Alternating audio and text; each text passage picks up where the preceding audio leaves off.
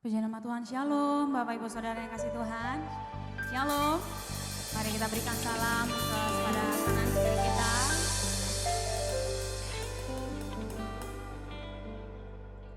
Penyertaan Tuhan sungguh luar biasa bagi kita di sepanjang tahun ini, amin. Haleluya, mari kita berdoa, seluruh jemaat saya undang untuk bangkit berdiri. Kita berdoa kepada Tuhan. Terima kasih Tuhan, kalau kami boleh merasakan penyertaan Tuhan yang sempurna di sepanjang hidup kami. Kami bersyukur untuk semua kebaikan dan berkat yang Kau limpahkan bagi kami. Hari ini kami datang di hadapan-Mu Tuhan. Kami mau memuji, kami mau menyembah-Mu Tuhan. Biarlah kiranya hanya Engkau yang ditinggikan di atas segala pujian kami. Hanya di dalam nama-Mu Tuhan Yesus kami berdoa, kami bersyukur. Haleluya. Amin. Mari kita berikan tepuk tangan yang meriah buat Tuhan kita. Haleluya. Segala pujian kita persembahkan hanya buat Yesus Kristus.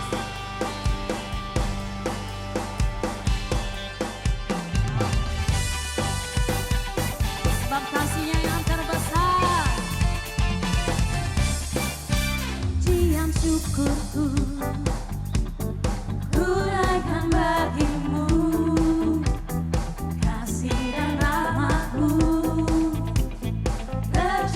Bagiku hidup bersamamu.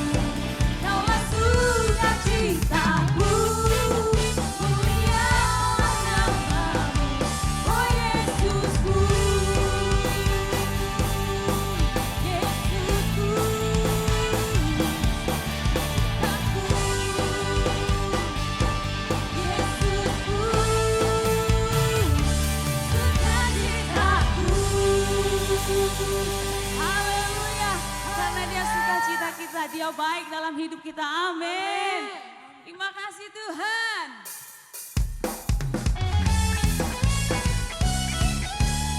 Kami mau menyatakan kebaikan-Mu dan perbuatan-Mu Tuhan.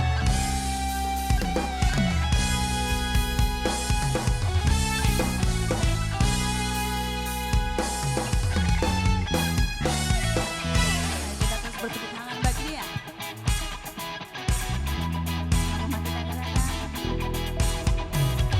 Tuhan baik di dalam hidupku, selalu setia di sepanjang hidupku.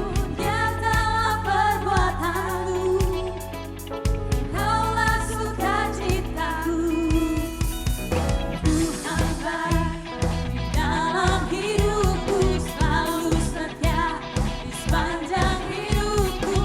Dia dalam perbuatan-Mu, Kaulah sukacitaku.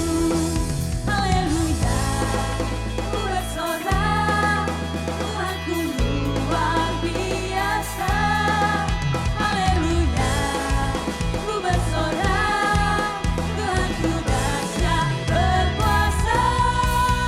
Ku angkat suaraku, puji nama-Mu, ku bernyanyi bagi-Mu.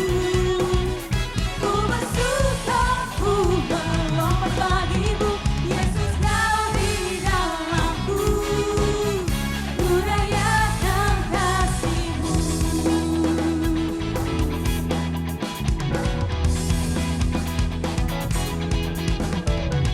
Tuhan baik di dalam hidupku, selalu setia di sepanjang hidupku.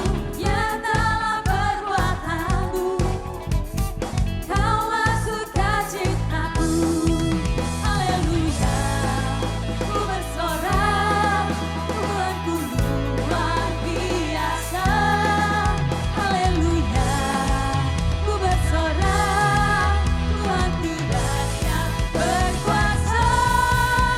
Ku angkat suaraku, puji nama-Mu, ku bernyanyi bagi-Mu. Ku bersuka, ku melompat bagi-Mu, Yesus Kau di dalamku. Ku rayakan kasih-Mu. Sebab nyata perbuatan-Mu Tuhan.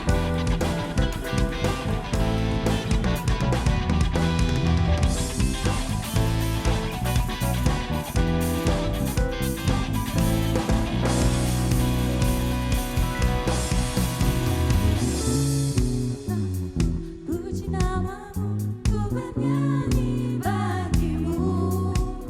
Ku bersuka, ku melompat bagi-Mu, Yesus Kau di dalamku. Ku rayakan kasih-Mu. Ku angkat suaraku, puji nama-Mu, ku bernyanyi bagi-Mu. Ku bersuka, ku melompat bagi-Mu, Yesus Kau di dalamku. Ku rayakan kasih-Mu. Haleluya,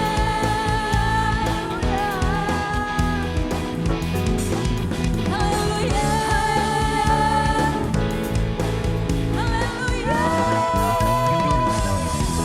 haleluya. Sebab nyata perbuatan Tuhan. Amin.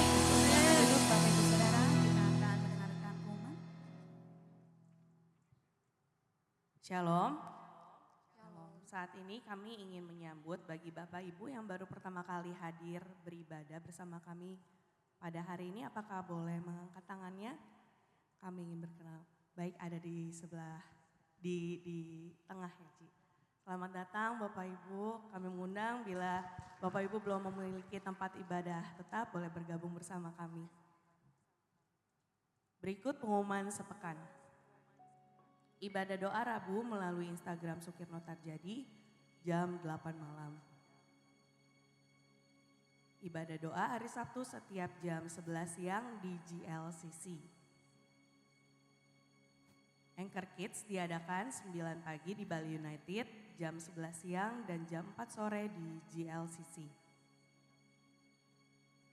Anchor Teens diadakan setiap pukul 9 pagi di Bali United dan 11 siang di GLCC. Berikut adalah laporan dana persembahan diakonia bagi korban banjir di Sumatera.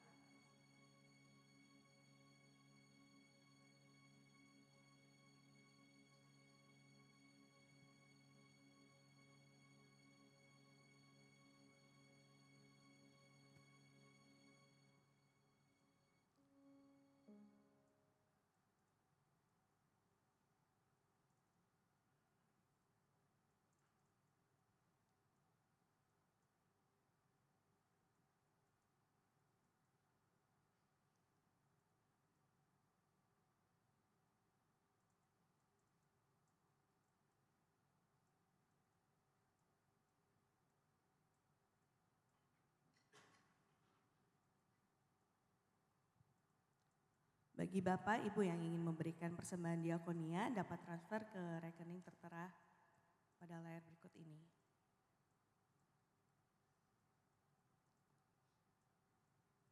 Ibadah doa malam disertai dengan renungan tutup tahun akan diadakan pada hari Rabu 31 Desember jam 6 sore sampai 7 malam di GLCC. Ibadah awal tahun 2026 akan diadakan pada hari Kamis 1 Januari jam 9 pagi, hanya ada satu kali ibadah saja di Bali United, tidak ada ibadah di GLCC. Jangan lupa 5 menit bagi Yesus setiap hari. Sekian pengumuman saat ini. Waktunya kita untuk memberi persembahan yang terbaik untuk Tuhan. Terdapat QR Code di depan kursi Bapak Ibu dan layar di belakang saya. Dan bagi jemaat yang hadir di sini, serta yang menyaksikan ibadah secara online, terdapat QR Code yang akan ditampilkan pada layar gadget Anda masing-masing. Tuhan Yesus memberkati.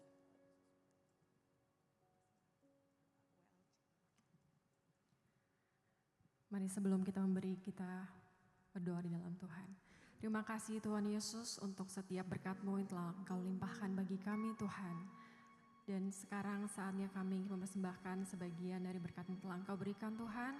Kiranya persembahan kami boleh dipergunakan untuk perluasan kerajaan-Mu Tuhan. Terima kasih Tuhan Yesus, hanya di dalam nama-Mu kami telah menaikkan syukur kami. Amin. Haleluya.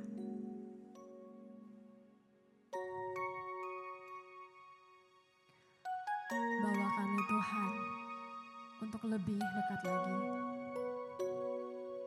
kepadamu Yesus.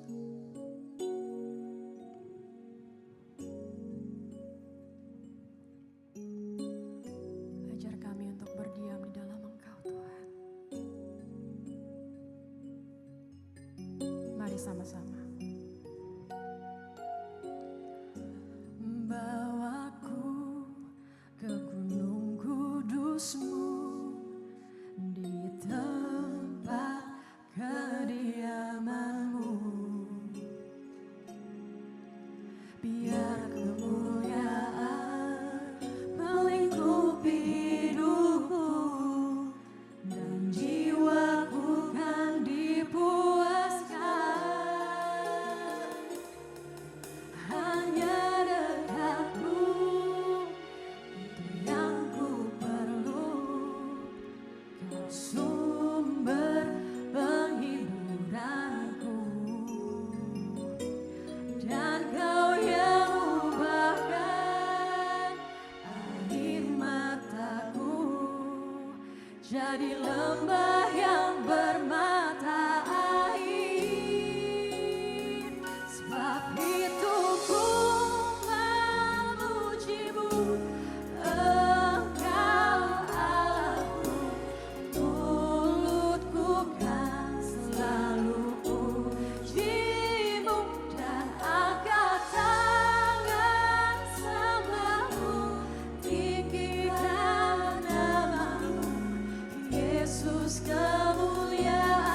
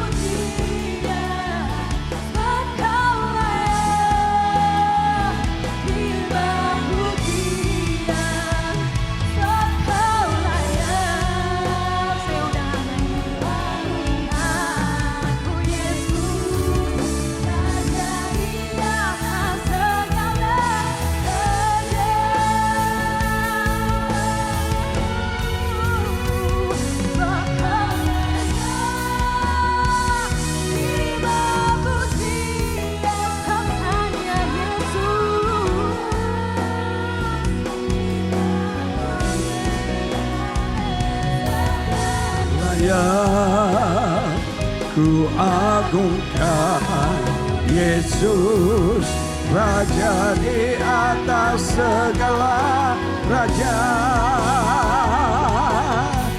Raja di atas segala raja. Oh, Raja di atas segala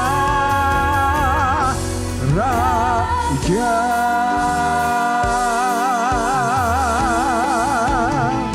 Haleluya, haleluya, haleluya.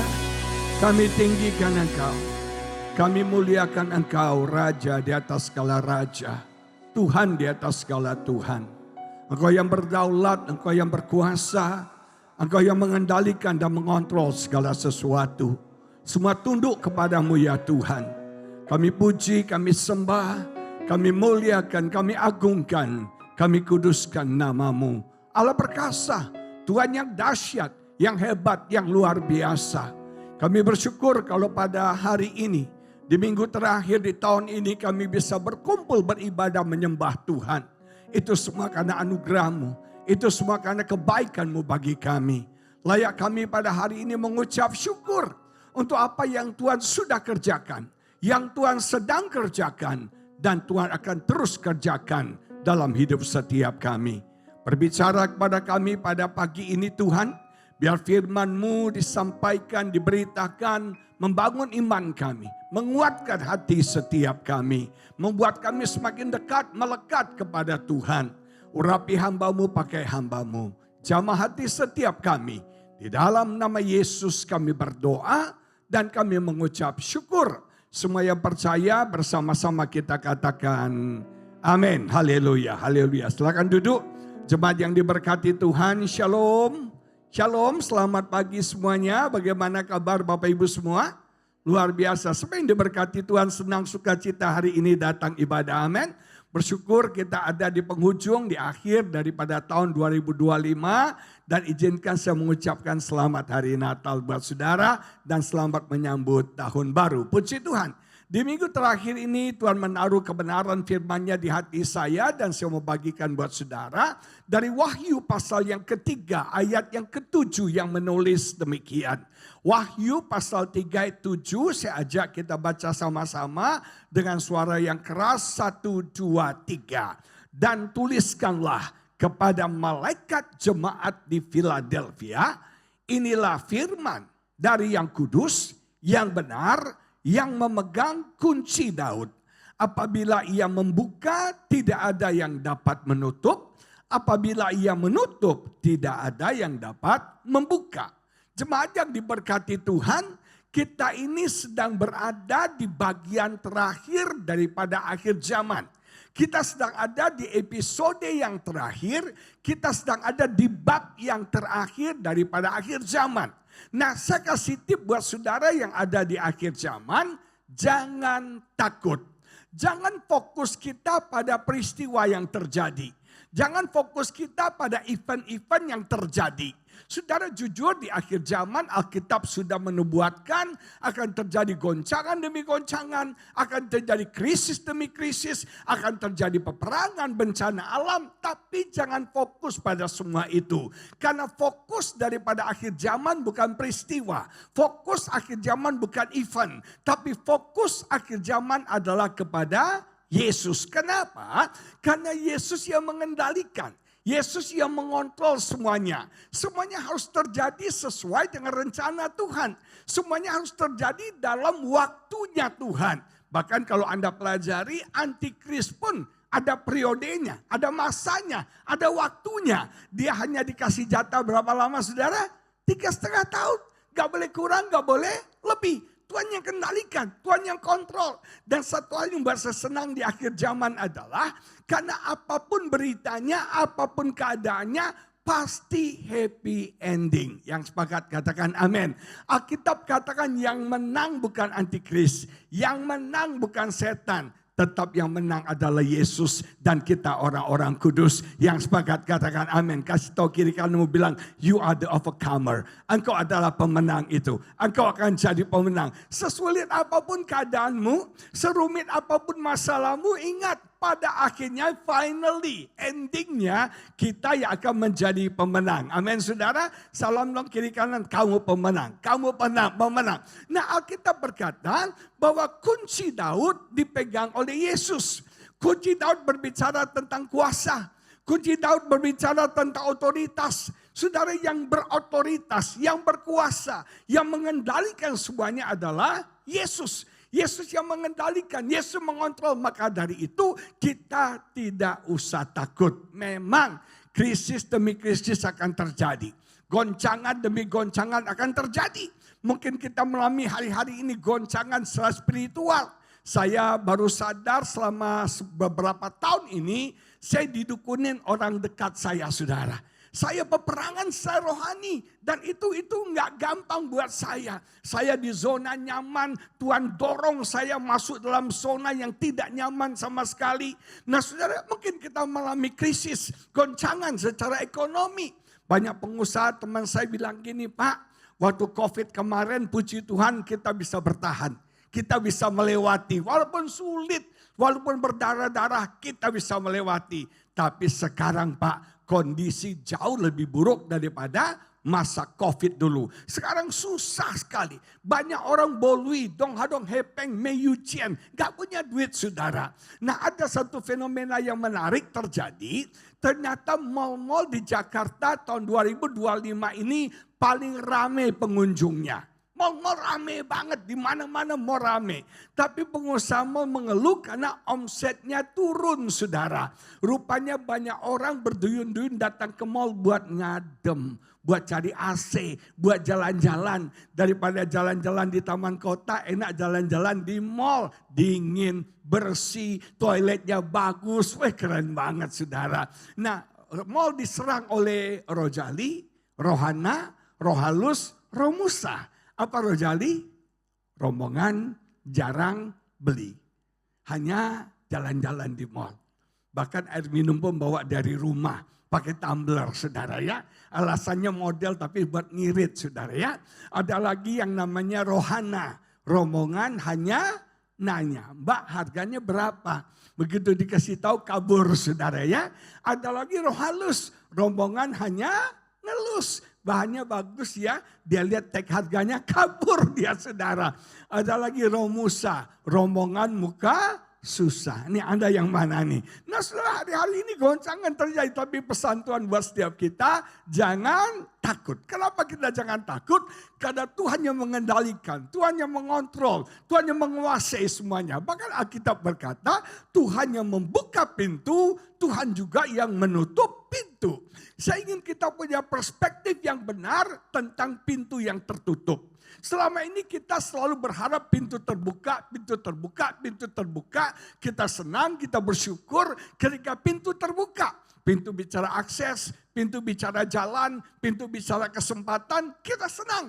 Kalau semua pintu terbuka, jalan terbuka, akses terbuka. Dan dulu saya berpikir yang namanya pintu tertutup itu pekerjaan setan, pekerjaan iblis. Tapi setelah saya membaca, mempelajari ayat ini, saya menyadari jangan-jangan pintu yang tertutup itu pekerjaan Tuhan. Yang sepakat katakan amin. Nah saudara, kita bisa punya perspektif. Jangan-jangan pintu yang tertutup yang kita alami, akses yang tertutup, pintu yang tertutup, itu jalan Tuhan untuk memberkati hidup setiap kita. Yang pertama saya belajar, kenapa pintu tertutup buat kita? Itu adalah divine protection. Perlindungan ilahi bagi setiap kita. Saudara, seringkali Tuhan menutup pintu sebagai cara Tuhan untuk melindungi kita. Melindungi kita dari kegagalan, melindungi kita dari kecelakaan, melindungi kita dari keputusan yang salah, melindungi kita dari kebangkrutan. Tuhan tutup pintu karena Tuhan tahu di balik pintu itu bahaya. Tuhan tahu di balik pintu itu ada api. Tuhan tahu di balik pintu itu ada binatang buas. Makanya Tuhan tutup pintu buat setiap kita supaya kita terhindar dari sebuah celaka. Kita terhindar dari sebuah bahaya. Kita terhindar dari semua kerusakan yang akan terjadi di depan kita. Kita tidak tahu hari esok kita. Kita tidak tahu apa yang terjadi di sekitar kita. Bahkan sekarang saya lihat, maaf saudara, orang-orang menyakiti kita bukan dengan tidak sengaja. tetapi dengan sengaja menyakiti kita. Hari-hari ini orang jahatin kita bukan tidak sengaja, tapi memang sengaja nyakitin kita. Nah, coba diberkati, kita nggak tahu apa yang ada di balik pintu. Tapi Tuhan menutup pintu supaya kita tidak celaka, supaya kita tidak gagal, supaya kita tidak membuat keputusan yang salah dalam hidup kita. Saya punya teman dapat tawaran bisnis join tambang. Bisnis ini di atas kertas untung besar. Di atas kertas untung tung. Teman saya sudah taruh sedikit modal, mereka join sama-sama. Nah, teman saya gelisah tentang bisnis ini. Dia berdoa, dia cari kehendak Tuhan. Tiba-tiba dia ketemu seorang hamba Tuhan. Gak kenal saudara. Hamba Tuhan itu bilang, Pak, Anda lagi dalam satu bisnis tak baru ya. Tuhan bilang jangan ikut. Keluar dari bisnis itu. Dia kaget. Yang hamba Tuhan kok kepo banget ya. Gak tahu apa-apa, kok bisa ngomong. Terus dia dengar khotbah di gereja. Tiba-tiba pendetanya khotbah ini. Bahwa orang di akhir zaman orang tidak kenal Tuhan. Orang-orang jahat, orang cinta uang. 2 Timotius itu dibahas sama pendetanya. Terus ada ayat bilang gini. Jauhilah mereka. Dia kaget. Kok ada kata jauhilah mereka. Berarti saya harus keluar dari join bisnis ini. Akhirnya dia bergumul, dia berdoa. Tuhan bilang kamu keluar dari bisnis ini. Dan akhirnya dia memutuskan keluar dari join ini. Sudah diberkati, teman-temannya ketawain dia. Teman-temannya ngejek dia. Bahkan teman-temannya bilang, gua kembaliin modal lu. Di awal gua kasih untung buat lu, bonus buat lu. Karena ini bisnis pasti untung. Tapi siapa yang tahu? Pemerintah berubah, pejabat berubah, menteri berubah, aturan berubah. Bisnis yang tadinya di atas kertas untung, ternyata bangkrut, krut. Teman saya bilang, Tuhan luar biasa. Kalau saya tetap paksa ikut join dalam bisnis ini, saya bisa rugi besar Pak. Jemaat yang diberkati, kadang-kadang Tuhan tutup pintu untuk kebaikan setiap kita. Yang sepakat katakan amin. Anak-anak muda kalau lagi pacaran, mungkin orang tuamu gak setuju dengan pilihanmu. Jangan paksa. Kita butuh restu orang tua. Kita butuh blessing dari orang tua. Amin saudara. Orang tua gak sembarangan menghalangi anaknya. Pasti ada sesuatu. Nah saya belajar ada banyak orang yang memaksa ngotot. Pintu ini udah tertutup. Dia dobrak saudara. Dia dorong saudara. Risiko tanggung sendiri. Jangan salahin Tuhan. Kalau lu ngotot tetap mau kawin, akhirnya rumah tangga lu ngebahagia. Saya kenal banyak orang saudara yang paksa kawin, orang tua gak setuju, keluarga gak setuju, dia ngotot, dia merit. Akhirnya rumah tangganya gak bahagia tuh. Akhirnya usahanya juga gak berhasil tuh. Hidup mereka juga pas-pasan banget, sakit-sakitan. Nah saya mau beritahu saudara, kalau pintu Tuhan sudah tutup itu untuk kebaikan setiap kita. Untuk melindungi kita, untuk menjagai kita. Untuk Tuhan tidak mau kita celaka dalam hidup setiap kita. Yang sepakat katakan amin. Saudara kadang-kadang Tuhan tutup pintu buat kita. Karena itu bukan pintu kita. Tuhan selalu berikan pintu yang terbaik buat setiap kita. Ada satu ayat dalam kitab Mazmur dikatakan bahwa Tuhan tidak pernah menahan sesuatu yang baik bagi orang benar. Dengar, Tuhan tidak pernah menahan sesuatu yang baik bagi orang benar. Artinya Tuhan akan berkati kita dengan hal yang baik. Yang terbaik Tuhan berikan buat setiap kita. Tapi kalau tertahan, pasti ada sesuatu. Betul saudara?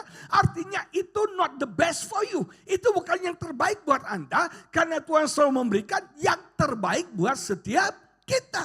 Saudara, sebelum saya menikah dengan istri saya, dia pernah pacaran dengan cowok K3JH. Kurus kering, kelempeng, jelek hidup saudara. Pacaran 8 tahun saudara. Deket banget pacaran. Istri saya melayani, cowoknya bukan orang Kristen. Dia antar ke gereja tapi dia gak ikut ke gereja 8 tahun. Backstreet pacaran. Orang tuanya gak setuju tapi dasar yang namanya cinta, tai kambing rasa, kita cobain nanti loh ya. Nah coba diberkati, sudah pacaran 8 tahun. Ternyata cowoknya berkhianat. Cowoknya selingkuh dengan teman baiknya. Sakit. Kecewa, pintu tertutup. Tapi Tuhan baik. Tuhan bilang, anakku itu bukan jodoh yang terbaik buat kamu. saya sudah sediakan laki-laki yang terbaik buat kamu. Akhirnya dia berjumpa dengan Andi Lau dan mereka berbahagia sampai hari ini. Amin, saudara. Percaya nggak saudara? Tuhan tutup pintu buat kita. Karena itu bukan yang terbaik buat Anda. Yang terbaik Tuhan akan berikan bagi setiap kita. Jodoh yang terbaik, berkat yang terbaik, bisnis yang terbaik, masa depan yang terbaik. Tuhan berikan bagi setiap kita. Yang sepakat katakan amin. Nah, coba diberkati kalau kita pelajari sejarah yang terjadi tahun lalu. Ada satu kecelakaan besar melanda pesawat Air India. Meledak dan semua penumpang meninggal. Hanya satu yang selamat, yaitu seorang penumpang yang terpental. Dia cedera, dia luka-luka, tapi dia hidup. Itu bersyukurnya minta ampun saudara. Tapi ada satu penumpang lagi yang selamat. Yaitu penumpang yang sudah sampai di airport, dia mau check-in gak jadi. Gak bisa, udah terlambat.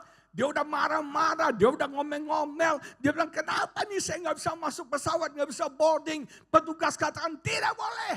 Kamu terlambat, pesawat sudah jalan, gak bisa masuk saudara. Begitu dia dengar kabar pesawat itu kecelakaan, orang ini akan sangat bersyukur sekali. Amin saudara, ketika pintu yang tertutup, itu jalan Tuhan memberkati hidup saudara.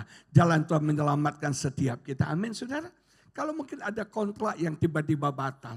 Ada pernikahan yang tiba-tiba batal. Ada keadaan yang tiba-tiba tertutup buat saudara. Karier sudah tertutup, promosi sudah tertutup. Percaya ada yang terbaik yang Tuhan sediakan buat setiap kita. Maka dari itu sebentar lagi yang terbaik itu akan datang dalam hidup setiap kita. Jangan mau yang biasa-biasa. Selalu Tuhan berikan yang luar biasa bagi setiap kita. Jangan mau yang normal-normal, yang extraordinary Tuhan sediakan buat setiap kita. Yang sepakat katakan amin. Ada extraordinary blessing buat Jemaat GBI Putra tahun 2026. Amin. Don't just settle for less. Jangan kita cuma settle dengan yang biasa-biasa saja. Kalau cowok-cowok di sini, anak-anak muda, doa biar jodoh, jangan bilang, dia tidak cantik, mak. Dia tidak ganteng, mak. Yang sedang-sedang saja. Kalau imanmu sedang-sedang, dapatnya juga sedang-sedang, saudara. Iman kita harus yang terbaik, Tuhan berikan buat setiap kita. Yang sepakat katakan amin. Maka dari itu, kalau pintu tertutup buat setiap kita, bersyukurlah. Ada greater blessing, the best blessing Tuhan sediakan buat setiap kita. Yang kedua, apa artinya pintu yang tertutup? Pintu yang tertutup artinya divine redirection. Artinya Tuhan memutar balik setiap kita. Seringkali Tuhan ingin kita putar balik mencari jalan yang lain. Tuhan tahu jalan yang terbaik buat setiap kita. Nah saudara, saya belajar dari orang yang bernama Daud. Daud itu hebat. Daud itu dibandingkan Saul itu luar biasa. Hati Daud itu mengasihi Tuhan. Saudara, ketika Daud diangkat menjadi raja, dia dipilih menjadi raja, Alkitab berkata hal yang pertama yang Daud lakukan adalah memindahkan tabut Allah dari Kiryat Yearim ke Yerusalem. Bahkan dia berperang menyediakan tanah buat tabut Allah itu. Dan kemudian dia mengumpulkan para pemimpinnya bagaimana cara memindahkan tabut Allah itu dari Kiryat Yearim ke Yerusalem. Bagi Daud hadirat Tuhan itu penting. Karena tabut Allah itu lambang daripada hadirat Tuhan. Apa bedanya sama Saul? Alkitab berkata bertahun-tahun Saul menjadi raja.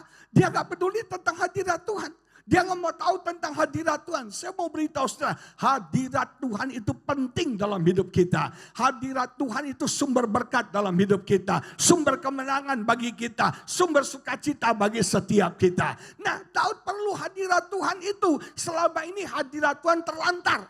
Anda pelajari, setiap kali orang Israel pergi berperang, mereka selalu menang. Mereka selalu menang. Sampai orang Filistin perhatikan, mereka evaluasi, mereka investigasi, kenapa orang Israel selalu menang. Ternyata faktor kemenangan orang Israel, karena setiap kali berperang, mereka bawa tabut perjanjian. Mereka bawa hadirat Tuhan. Itu yang membuat mereka menang. Akhirnya si Filistin berusaha mencuri tabut Allah itu. Mereka coba curi, ditaruh di tempat mereka, ditaruh di kuil mereka. Alkitab berkata ketika tabut Allah ditaruh di kuil mereka, yang datang bukan berkat, yang datang bencana buat mereka. Bahkan Alkitab berkata dewa mereka pun jatuh di depan tabut Allah dengan lehernya putus, saudara. Bayangkan begitu hebatnya hadirat Tuhan. Nah sudah diberkati, akhirnya Filistin marah. Dia nggak suka, ditaruhlah si tabut Allah ini di Kiryat Yerim. Ketika Daud melihat tabut Allah terbengkalai, hadirat Allah terbengkalai, kemuliaan Allah terbengkalai, dia berniat memindahkan tabut itu ke Yerusalem. Tapi sayang, dalam usaha yang pertama Daud gagal. Kenapa saudara? Kita baca 1 Tawarikh 13 ayat 1 sampai 4 menulis begini. Daud berunding dengan pemimpin-pemimpin pasukan 1000 dan pasukan 100 dan semua pemuka. Dia berunding. Ingat ya, kekristenan bukan demokrasi. Kekristenan adalah teokrasi. Bukan voting, bukan suara terbanyak, tapi suara Tuhan. Kekristenan bukan suara mayoritas, tapi kekristenan adalah kehendak Tuhan. Kesalahan Daud yang pertama adalah dia berunding dengan para pemimpinnya. Saudara yang diberkati Tuhan, dia tidak cari Tuhan. Dia tidak tanya bagaimana cara Tuhan. Saya mau beritahu, bukan cuma what yang penting. Bukan cuma apa yang kau lakukan yang penting, yaitu adalah how. Itu penting. Bagaimana Anda melakukannya, itu penting. Nah sudah dikatakan, berkatalah Daud kepada seluruh jemaah Israel. Jikalau kamu anggap baik, dan jika diperkenankan Tuhan. Nomor satu, kamu apa Tuhan? Kamu apa Tuhan nih? Baca dong kalimatnya. Jika kamu anggap baik dan jika diperkenankan Tuhan. Yang pertama yang di depan Tuhan apa kamu? Hah? Kamu. Baru kemudian Tuhan. Kesalahan yang pertama dia berunding. Dia cari voting, suara terbanyak. Kesalahan yang kedua, dia tidak memprioritaskan Tuhan. Kamu nomor satu. Suara crowded nomor satu. Suara terbanyak nomor satu. Seringkali kita hancur dalam hidup kita. Kenapa? Identitas kita rusak. Kita dengar kata banyak orang. Kita dengar kata banyak orang. Orang bilang. Gak penting kata orang coy. Yang penting kata Tuhan. Orang bilang lu gak cantik, tapi Tuhan bilang you precious, engkau berharga. Orang bilang lu gak ada apa-apanya, Tuhan bilang lu punya potensi. Karena hadiratku ada dalammu saudara. Anda mau dengar kata orang atau Anda mau dengar kata Tuhan? Halo? Kalau kita dengar kata orang gak ada habis-habisnya. Makanya saya setuju sama ponakan saya Katy Perry. Dia bilang gini. Kalau Anda punya Instagram jangan pernah baca komen saudara. Nah komen orang tuh mengerikan sekali. Pendapat orang tuh mengerikan sekali. Apalagi netizen plus 62. Komennya ngeri-ngeri banget saudara. Nah cepat diberkati Tuhan. Nih yang punya Instagram ya. Yang punya media sosial itu sekarang sensitif. Kalau temanmu posting Instagram, cepat-cepat like. Kalau bisa komen saudara. Karena entar malam dia cek. Siapa yang like, siapa yang komen. Kalau Anda lupa untuk komen, lupa like UNIN. Putus hubungan, unfollow langsung saudara. Nah cepat diberkati Tuhan. Kamu itu penting. Orang Daud katakan kamu penting. Tapi saudara ini kesalahan Daud. Jangan pernah dengar pendapat orang terus menerus. Jangan takut akan pendapat orang. Amsal bilang itu adalah perangkap bagi kita. Kita selalu takut opini orang, selalu takut kata orang. Aduh jaga image kita, jaga diri kita nih gimana. Nanti orang ini bilang ini, orang ini. Pusing amat. Yang penting Tuhan berkenan, Tuhan mengasihi kita. Tuhan sayang kita, kita ini milik Tuhan. Kita berharga, nama Tuhan dipermuliakan. Amin. Nah cepat diberkati Tuhan, dibilang jika kamu anggap baik. Dan jika diperkenankan Tuhan Allah kita, baiklah kita menyuruh orang kepada saudara-saudara kita yang masih tinggal di daerah-daerah orang Israel. Dan di samping itu kepada para imam dan orang Lewi yang ada di kota-kota yang dikelilingi tanah pengembala mereka. Supaya mereka berkumpul kepada kita. Dan baiklah kita memindahkan tabut Allah kita ke tempat kita. Sebab pada zaman Saul kita tidak mengindahkannya. Maka seluruh jemaah itu berkata apa? Bahwa mereka akan berbuat demikian sebab usul itu dianggap baik. Good idea belum tentu God's idea. Ide yang baik belum tentu idenya Tuhan. Belum tentu kehendak Tuhan. Nah dikatakan Alkitab berkata saudara. Mereka akhirnya memutuskan mengangkat tabut Allah itu pakai gerobak. Dan gerobak itu ditarik oleh lembu. Di tengah perjalanan lembunya terpelecok. Usa, salah satu orangnya Daud, memegang tabut itu. Karena dia pikir ini bakal jatuh. Dipegang tabut itu, Alkitab berkata tabut Allah yang kudus tidak boleh disentuh oleh manusia. Daging. Akhirnya Tuhan marah, Usa dihukum, dia mati di tempat. Oh, Daud kecewa. Daud sedih banget. Daud marah. Ini kan usaha gue baik nih. Gue lakukan dengan baik. Niatnya baik. Tapi caranya salah. Tidak sesuai kehendak Tuhan. Yang datang bukan berkat tapi hukuman. Akhirnya kabut Allah ditaruh di mana? Kita udah lewat Natal ya. Nggak malam kudus ini senyap lagi saudara. Tabut Allah ditaruh di mana? Di rumah Obed-Edom. Berapa lama? 3 bulan. Selama 3 bulan tabut Allah di rumah Obed-Edom, Alkitab berkata Obed-Edom diberkati oleh Tuhan. Kalau ada tabut Allah dalam bisnismu diberkati Tuhan. Kalau ada tabut Allah dalam keluargamu diberkati Tuhan. Kalau ada tabut Allah dalam hidupmu akan diberkati Tuhan luar biasa.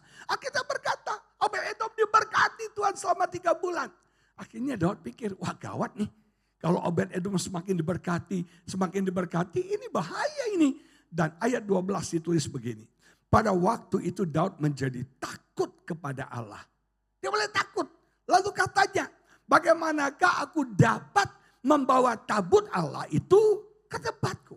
Dia mulai cari Tuhan. Dia mulai berdoa, Tuhan ini kok gagal ya. Nah saudara sekalian, kadang-kadang tahun ini mungkin ada banyak hal yang gagal kita lakukan. Nah di akhir tahun datang sama Tuhan, tanya, koreksi dirimu. Apa yang salah? Mungkin caranya salah, mungkin waktunya gak tepat. Dia bertanya, Tuhan bagaimana saya harus memindahkan tabut ini? Dia cari Tuhan, dia bergumul dengan Tuhan. Dan akhirnya Tuhan berikan jalan keluar kepada Daud. Dikatakan dalam 1 Tawari 15 ayat 2, dikatakan begini. Ketika itu berkatalah Daud, janganlah ada yang mengangkat tabut Allah selain dari orang Lewi. Ini cara Tuhan. Tadi gerobak pakai lembu, cara manusia. Dikatakan sebab merekalah yang dipilih Tuhan untuk mengangkut tabut Tuhan dan untuk menyelenggarakannya sampai selama-lamanya. Jadi yang Tuhan mau tabut itu dipikul. Dan yang mikulnya harus orang Lewi. Gak boleh sembarang orang, gak boleh gerobak. Nah sudah diberkati, kenapa pintu tertutup buat kita? Mungkin apa yang kau lakukan itu bukan kehendak Tuhan. Walaupun itu baik, itu benar, itu gak salah. Tapi itu bukan dengan caranya Tuhan. Makanya gagal.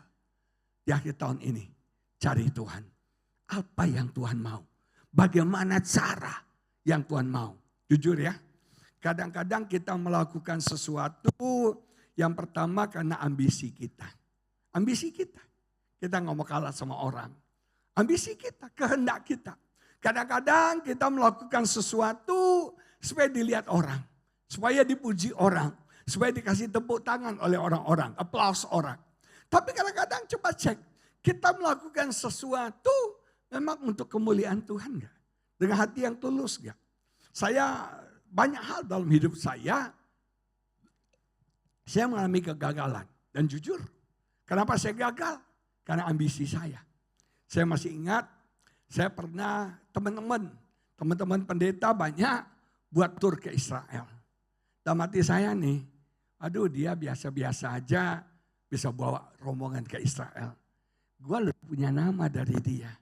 Orang lebih kenal gue dari dia. Jadi saya juga gak mau kalah buat tur ke Israel. Puji Tuhan. Peserta sudah terkumpul saudara. Sudah siap-siap berangkat. Tiba-tiba satu rombongan teman-teman 10 orang dari Australia batal semuanya saudara. Terpaksa batal. Itu saya sedih banget. Saya bilang, Tuhan kenapa ya? Tuhan bilang kamu buat tur ini. Buat ambisi kamu. Buat supaya kamu gak kalah dari orang. Saya mau beritahu saudara. Semuanya harus dalam kehendak Tuhan. Tuhan mau kita mengoreksi diri kita. Mungkin Anda harus putar balik. Mungkin Anda harus cari jalan yang Tuhan mau dalam hidup setiap kita. Yang Anda lakukan sudah baik. Tapi caranya salah. Caranya gak benar. Makanya pintu tertutup buat setiap kita. 2026. Cari kehendak Tuhan, lakukan kehendak Tuhan. Apa yang kita mau kita lakukan, maka engkau akan berhasil, engkau akan diberkati Tuhan. Nama Tuhan dipermuliakan. Amin. Yang ketiga, kenapa pintu tertutup? Itu sebagai divine process buat kita. Sebagai proses ilahi bagi setiap kita. Tuhan menutup pintu karena Tuhan mau menyiapkan setiap kita. Saya belajar saudara, sukses tanpa proses akan membawa kehancuran. Anak-anak zaman sekarang maunya semua serba instan. Maunya semua serba cepat. Saya perhatikan ya, perbedaan generasi kita dengan generasi sekarang itu beda banget. Kita ini generasi Kodak, generasi kamera yang pakai roll film. Yang tahu roll film angkat tangan. Ketahuan umurnya ya, ketahuan saudara ya. Nah sudah pakai roll film. Kita kalau mau ambil foto pakai roll film, Fuji atau Kodak, kita masukin di kamera, jepret. Sudah 36 baru kita bawa ke tempat cuci foto. Nah saya mau tanya, Anda langsung bisa lihat hasilnya? Nggak bisa lihat. Di proses seminggu baru lihat hasilnya. Prosesnya panjang. Kita orang yang tua-tua ini mengalami, saya belum tua banget lah ya. Dan sudah mengalami proses demi proses dalam hidup kita. Sementara ada anak sekarang tuh generasi instan. Mereka mau foto tuh tinggal pakai handphone, jedek, langsung bisa lihat hasilnya. Makanya saya kalau jalan ke luar negeri sama istri saya suka nggak mau suruh foto, saya nggak mau. Kenapa? Karena tidak mudah memuaskan hati istri. Tidak mudah memudahkan hati, tidak mudah menyenangkan hati wanita. Wanita tidak pernah berkata bagus, saudara. Makanya saya bersyukur di surga sana bapak bukan ibu, saudara ya. Kalau ibu celaka kita, saudara ya. Setiap kali kami keluar negeri, istri saya gara-gara media sosial sering minta difoto. Dan saya ini pendeta, bukan fotografer. Kalau hasilnya tidak memuaskan, harap dimaklumi. Dari 1000 foto yang saya ambil, yang lulus seleksi cuma 2, saudara. Yang 998 lagi di-delete sama dia. Nah sudah diberkati Tuhan, generasi sekarang generasi instan. Maunya semua serba cepat. Nggak ada tuh cara cepat untuk sukses. Cara cepat untuk kaya, nggak ada. Anak-anak muda sekarang sarjana datang sama saya bilang, Pak doain dong biar dapat kerjaan. Sebelah lu mau kerja kayak apa? Kalau boleh kerjanya enak, gajinya besar, cutinya panjang, fasilitasnya bagus, suruh engkong lu buka pabrik, saudara. Gak ada orang mau sukses, mau kaya, gampang, mudah, instan, gak ada. Sukses tanpa proses akan membawa kehancuran. Saul diangkat jadi raja tanpa proses. Karena dia tinggi, ganteng, kelihatan, nonjol, lalu itu keuntungan orang tinggi. Tapi yang pendek gak usah minder, saudara. Karena survei membuktikan orang pendek itu lihai, cerdas, pintar, saudara. Nah karena dia pintar, karena dia tinggi, terpilih dia. Jadi raja tanpa proses. Tapi Daud dipilih Tuhan menjadi raja karena dalam proses, betul gak? Ketika Daud diurapi oleh Nabi Samuel, apakah besok dia jadi raja? Enggak. Ada proses yang harus dia alami. Ada proses yang harus dia jalani. Ada proses yang harus dia jalani sampai akhirnya dia menjadi raja. Menjadi raja atas Yehuda dulu. Baru menjadi raja atas Israel. Kecil pelan-pelan. Karirnya menajak di proses. Nah orang yang sukses karena proses, maka suksesnya akan lasting. Suksesnya akan langgeng. Suksesnya akan luar biasa diberkati Tuhan. Amin. Nah proses itu butuh waktu. Saya belajar tentang Daud. Salah satu proses yang dialami Daud itu adalah siapa? Saul. Saul itu 7 sampai 10 kali berusaha membunuh Daud. Mengejar-ngejar berusaha membunuh Daud. Kadang-kadang ya Tuhan kirim orang rese di sekitar kita. Yang gangguin kita. Yang troublemaker buat kita. Orang-orang yang ngerecokin kita. Itu cara Tuhan untuk mempromosikan hidup setiap kita. Saya belajar saudara. Anda tahu di Amerika ada ikan kod. Ikan kod itu ikan gindara. Ikan gindara itu lembut dan teksturnya enak banget. Jadi dulu ikan gindara itu ditangkap. Dia ada di timur. Dikirim frozen ke barat. Nah kalau frozen rasanya berubah. Rasanya jadi nggak begitu enak. Akhirnya dikirim hidup-hidup, dibawa ditaruh di tangki, tapi tetap sampai di barat rasanya gak begitu enak. Gak begitu seenak aslinya. Akhirnya para pengusaha dapat ide. Ternyata ikan gindara itu harus bergerak. Dia kalau bergerak aktif, dia akan jadi seger. Dia akan hidup dan dagingnya enak. Ditaruhlah predatornya. Ternyata predator ikan gindara adalah ikan lele. Jadi di tangki ada ikan gindara ditaruh lele. Lele itu kan ngejar dia. Dia bergerak terus. Akibatnya ikan gindara itu jadi kuat, jadi hidup, jadi seger. Kadang-kadang Tuhan harus taruh predator dalam hidup saudara. Orang yang setiap hari ngerecokin Anda. Orang yang setiap hari, dan orang itu kita bilang, Tuhan angkat duri dalam daging ini. Tuhan gak angkat. Itu predator Anda. Amin saudara. Untuk membuat Anda semakin kuat. Anda semakin mencari Tuhan. Anda semakin rendah hati. Amin saudara. Ada Saul-Saul yang Tuhan taruh dalam hidup kita untuk memproses kita. Kayaknya manggut-manggut pada ngalami Saul-Saul ya. Siapa Saul-Saul Anda nanti curhat sama saya. Nah sudah diberkati Tuhan. Kadang-kadang itu proses Tuhan. Kenapa pintu tertutup? Mungkin kita belum siap. Kita belum siap. Saya belajar dari Musa. Ada yang tahu Musa umurnya berapa? Umur Musa berapa saudara? Berapa umur Musa? 120 tahun. Hebatnya episodenya 3. 40 tahun pertama dia ada di mana? Di Mesir sebagai anak angkat putri Firaun.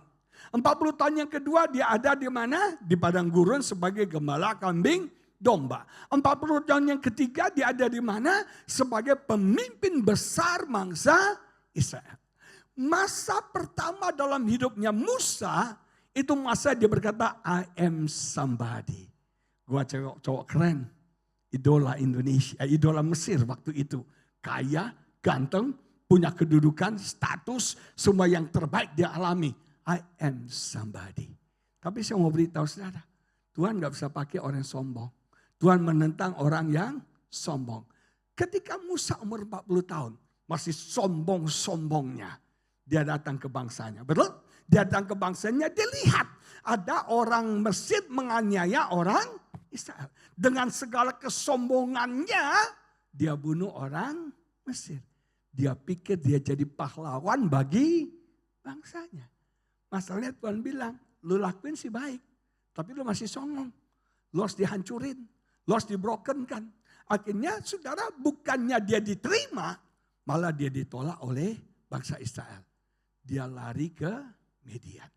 40 tahun di Midian. Itu masa Daud bilang, I am nobody. Aku ini gak ada apa-apanya. Bahkan mimpi untuk jadi pemimpin hilang. Cuma jadi gembala kambing domba biasa. Tapi hebat. Setelah dia nobody, Tuhan angkat dia. Dan dia berkata, God is everything. Cuma yang diberkati, yang pertama sombong. Tuhan harus hancurkan kesombongan kita.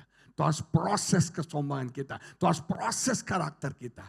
Ketika kau berdata kosong, aku gak ada apa-apanya. Percaya, Tuhan akan angkat saudara. Dan di situ kita akan berkata, Tuhan adalah segala-galanya. Nama Tuhan dipermuliakan, amin. Mungkin saudara ada banyak hal yang perlu diproses Tuhan dalam hidup kita. Motivasi hati kita harus diproses Tuhan. Karakter kita harus diproses Tuhan. Nah kita perlu diproses. Hanya butuh 1 hari bagi Tuhan mengeluarkan bangsa Israel dari Mesir. Tapi butuh 40 tahun bagi Tuhan mengeluarkan Mesir dari orang Israel. Bahkan generasi pertama yang keluar dari Mesir itu mati semuanya. Yang masuk ke Kanaan, generasi yang kedua. Kenapa Tuhan tutup pintu? Anda belum siap. Kalau Anda sudah siap, pintu akan terbuka buat setiap kita. Jalan akan terbuka buat setiap kita. Tuhan sedang menyiapkan setiap kita untuk sesuatu yang besar yang akan terjadi. So tarik nafas bilang sabar. Entar lagi berkat datang. Entar lagi pemulihan datang. Sebentar lagi kesembuhan, mukjizat, pintu terbuka bagi setiap kita. Yang sepakat katakan amin. Tuhan siapkan kita. Tuhan siapkan karakter kita, hati kita. Tuhan gak bisa pakai orang songong. Tuhan gak bisa pakai orang yang keras hati, gak bisa. Tuhan menentang orang yang sombong. Atau yang kedua mungkin kenapa Tuhan tutup pintu, yang terakhir. Mungkin keadaan belum siap buat kita. Saya ajak kita baca dari Kisah Rasul 16 ayat 6 sampai 10 menulis begini. Ini satu kejadian yang luar biasa. Paulus dan timnya melintasi tanah Frigia dan tanah Galatia. Karena Roh Kudus mencegah mereka untuk memberitakan Injil di Asia. Wah, apa-apaan ini? Maksud mereka apa? Memberitakan Injil di Asia. Itu baik gak saudara? Halo? Memberitakan Injil itu harus. Memberitakan itu kewajiban. Memberitakan itu soul kita sebagai orang percaya. Nah si Paulus mau memberitakan Injil di Asia. Yang mencegah siapa? Yang menghalangi siapa? Bukan setan loh saudara. Tapi siapa? Roh Kudus. Terus dia bilang gini. Dan setibanya di Misia, mereka mencoba masuk ke daerah Bitinia. Dan gagal nih Asia nih. Mau masuk ke Bitinia. Tetapi dibilang apa? Roh Yesus tidak mengizinkan mereka. Apa-apaan ini?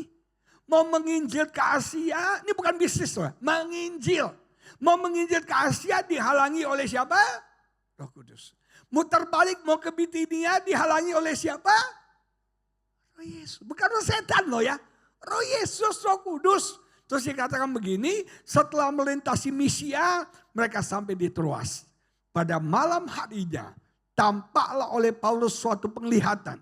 Ada seorang Makedonia berdiri di situ dan berseru kepadanya. Katanya, menyeberanglah kemari dan tolonglah kami ke Makedonia, ke Eropa. Setelah Paulus melihat penglihatan itu, segeralah kami mencari kesempatan untuk berangkat ke Makedonia. Karena dari penglihatan itu kami menarik kesimpulan bahwa Allah telah memanggil kami untuk memberitakan Injil kepada orang-orang di sana. Saya bayangin, mau ke Asia dihalangi oleh Yesus. Mau ke Bitinia dihalangi oleh Roh Kudus. Betul, dihalangi. Saudara akhirnya dapat mimpi Makedonia, Eropa. Dan akhirnya Paulus ke Eropa.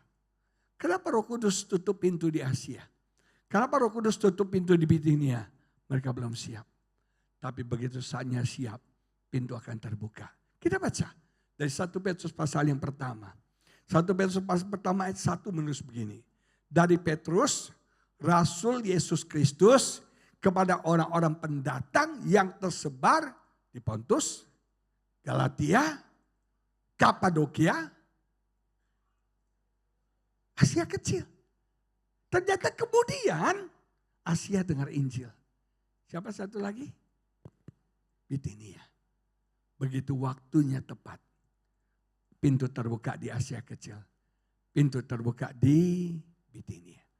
2026. Kita harus bergerak dalam roh. Kita harus berjalan dalam tuntunan Tuhan. Bukan kehendak kita. Tapi kehendak Tuhan yang terjadi dalam hidup kita. Kalau pintu tertutup, bersyukurlah. Bersyukurlah. Karena Tuhan sedang mempersiapkan kita untuk sesuatu yang besar yang akan terjadi. Jangan dobrak pintu itu. Jangan ngotot. Tapi bersyukurlah. Tepat pada waktunya. Ketika kita mencari Tuhan sungguh-sungguh. Berjalan dalam Roh Kudus. Pintu-pintu akan terbuka buat setiap kita. Nama Tuhan dipermuliakan. Amin. Mari kita bangkit berdiri, kita doa sama-sama.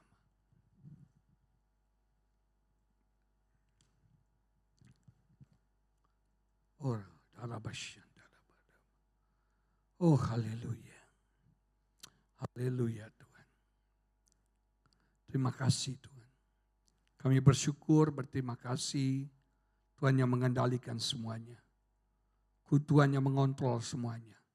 Kunci Daud ada di tangan Tuhan. Kekuasaan, kedaulatan ada di tangan Tuhan.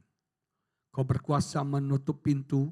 Kau berkuasa juga membuka pintu. Kami bersyukur untuk pintu yang Tuhan tutup sepanjang tahun 2025. Dan kami juga bersyukur untuk pintu yang tertutup sepanjang tahun 2025. Pasti ada blessing Tuhan. Pasti ada maksud Tuhan. Kami percaya Tuhan baik bagi kami. Kalau pintu tertutup, itu cara Tuhan. Menjauhkan kami, melindungi kami. Dari semua bahaya, malapetaka, kegagalan, kecelakaan. Kalau pintu tertutup, Tuhan melindungi kami dari kami tidak menerima yang terbaik dari Tuhan. Karena Tuhan selalu ingin yang terbaik bagi anak-anaknya. Bisnis terbaik, jodoh terbaik, masa depan yang terbaik Tuhan berikan buat setiap kami.